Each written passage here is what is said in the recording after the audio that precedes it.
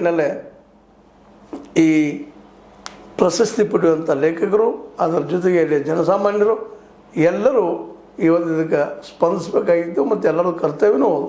ಆ ದಿಶೆಯಲ್ಲೇ ಇಲ್ಲಿಯ ಕರ್ನಾಟಕದ ಎಲ್ಲ ಮಾಧ್ಯಮ ಆಗಿರ್ಬೋದು ಅಥವಾ ಇನ್ನುಳಿದವರಾಗಿರ್ಬೋದು, ಜೊತೆಗೆ ಶಾಸಕರು, ಬೆಳಗಾವಿಯ ಲೋಕಲ್ ಶಾಸಕರು ಅವರು ಸ್ಪಷ್ಟವಾಗಿ ಇವತ್ತು ಮಾತಾಡುವಂಥ ಅನಿವಾರ್ಯತೆಯವ್ರಿಗೆ ಬಂದು ಮಾತಾಡಬೇಕಾಗಿದೆ.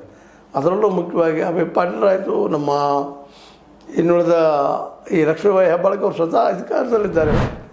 ಇವತ್ತು ಬೆಳಗಾವಿಯ ಒಬ್ಬ ಶಾಸಕಿಯಾಗೆ ಅದೇ ಕಾಲಕ್ಕೆ ಒಬ್ಬ ಏನಪ್ಪ ಅಂತಂದ್ರೆ ಉಸ್ತುವಾರಿಗಿಂತ ಉಡುಪಿ ಉಸ್ತುವಾರಿ, ಬಟ್ ಬೆಳಗಾವಿಯ ಒಬ್ಬ ಸಚಿವೆಯಾಗಿ ಜೊತೆಗೆ ಉಸ್ತುವಾರಿ ನಮ್ಮ ಸತೀಶ್ ಜಾರಕಿಹೊಳಿ ಅವರು ಸಹಿತ ಇದಕ್ಕೆ ಒತ್ತು ಕೊಟ್ಟು ಹೇಳಬೇಕಾಗ್ಯದ.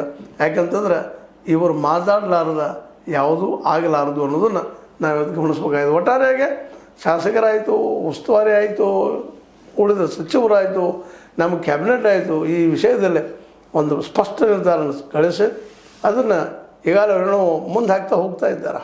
ಎಲ್ಲ ಈ ಒಂದು ಬೆಂಗಳೂರಿನ ಈ ನಗರಾಭಿವೃದ್ಧಿಯಿಂದ ನಮಗೆ ಪತ್ರ ಬರಲಿ ಅಂತ ಅಲ್ಲಿ ಕಳಿಸಿ ಅಂತ ಹೇಳ್ತಾ ಇದ್ದಾರೆ.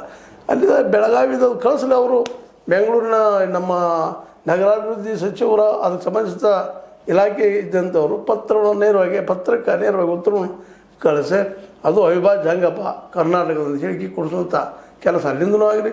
ಜೊತೆಗೆ ಮೇಯರ್ ಅವರು ಈ ಹಿಂದೆ ವಿಜಯ ಮೋರೆ ಅವರು ಮೇಯರ್ ಇದ್ದಾಗ ಬೆಳಗಾವಿ ಮಹಾರಾಷ್ಟ್ರಕ್ಕೆ ಸೇರಬೇಕು ಅಂತೇಳಿ ಸುಪ್ರೀಂ ಕೋರ್ಟಲ್ಲಿ ಇದ್ದಾಗನ ಇಲ್ಲಿ ಶಿಫಾರಸು ಪಾಸ್ ಮಾಡಿದರು. ಅದಾಗ ಇದ್ಯಾಕೆ ಆಗುವುದಿಲ್ಲ, ಕರ್ನಾಟಕದ ಅವಿಭಾಜ್ಯ ಅಂಗ ಅನ್ನೋದು ಕನ್ನಡಿಗರ ಸ್ಪಷ್ಟ ಬೇಡಿಕೆ, ಅದು ಆಗ್ಬೇಕಂತೇಳಿ ಆ ದಿಶೆಯಲ್ಲೇ ಇನ್ನೊಂದು ಸ್ವಲ್ಪ ಏನಪ್ಪ ಅಂತಂದ್ರೆ ಮಹಾರಾಷ್ಟ್ರದಲ್ಲಿ BJP ಸರ್ಕಾರ ಇರೋದ್ರಿಂದ BJPಯ ಶಾಸಕ ಸಹಿತ ಒತ್ತು ಕೊಟ್ಟು ಹೇಳ್ತಾ ಇಲ್ಲ, ಬೆಳಗಾವಿ ನಮ್ಮ ಕರ್ನಾಟಕದ ಅಂಗ ಅಂತೇಳಿ BJಪಿಗರ ಮೇಲೂ ಸಹಿತ ಕಾಂಗ್ರೆಸ್ಸಿಗರು ಆರೋಪ ಮಾಡ್ತಾ ಇದ್ದಾರೆ.